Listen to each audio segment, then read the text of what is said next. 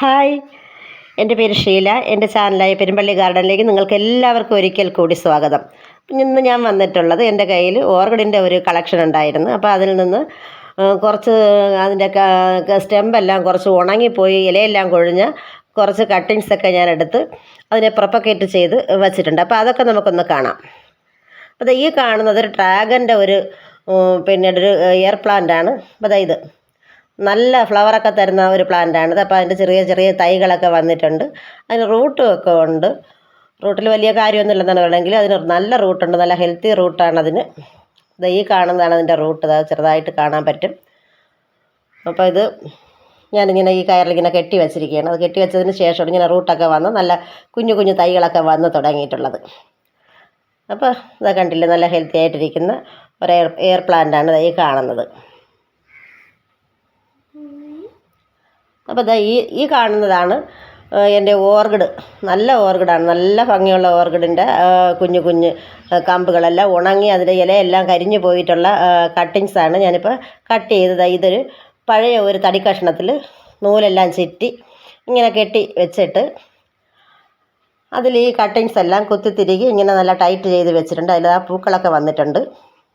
ഇതിപ്പോൾ ഒരു മാസം കഴിഞ്ഞിട്ടുള്ള ഒരിതാണ്. അതാ നിറയെ റൂട്ടും പൂവും ഒക്കെ വന്നിട്ടുണ്ട്. പൂവത് എങ്ങനെ വന്നെന്ന് വെച്ചാൽ എനിക്കറിയില്ല. അപ്പോൾ ഞാൻ കട്ടിങ്സൊക്കെ വെട്ടി വെച്ച് കുറേ നാൾ കഴിഞ്ഞപ്പോൾ അതിൽ മൊട്ടും പൂവും ഒക്കെ വന്നിട്ടുണ്ട്. കുറച്ചൊക്കെ കരിഞ്ഞു പോയിട്ടുണ്ട്. അപ്പോൾ അത് നല്ല ഹെൽത്തി ആയിട്ടുള്ള റൂട്ടാണ്. ഇതിൽ മൊട്ടുണ്ട്.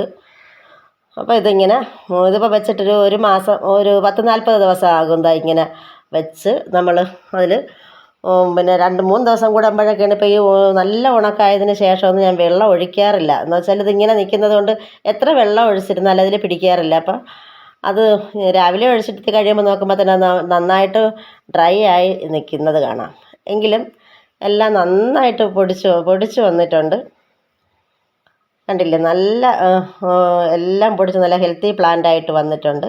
ഇതൊരു ട്രോപ്പിക്കൽ ഇനത്തിൽപ്പെട്ട ഒരു ഓർക്കിഡിൻ്റെ കട്ടിങ്സുകളാണ്. അപ്പോൾ ഇതെല്ലാം ഞാനിങ്ങനെ വെച്ചിട്ടുണ്ട്. ഇനി കുറച്ച് ദിവസം കൂടെ കഴിയുമ്പോൾ നമുക്കിതെല്ലാം എടുത്തിട്ട് നമുക്ക് വേറെ ചട്ടികളിലേക്ക് മാറ്റി വയ്ക്കാം.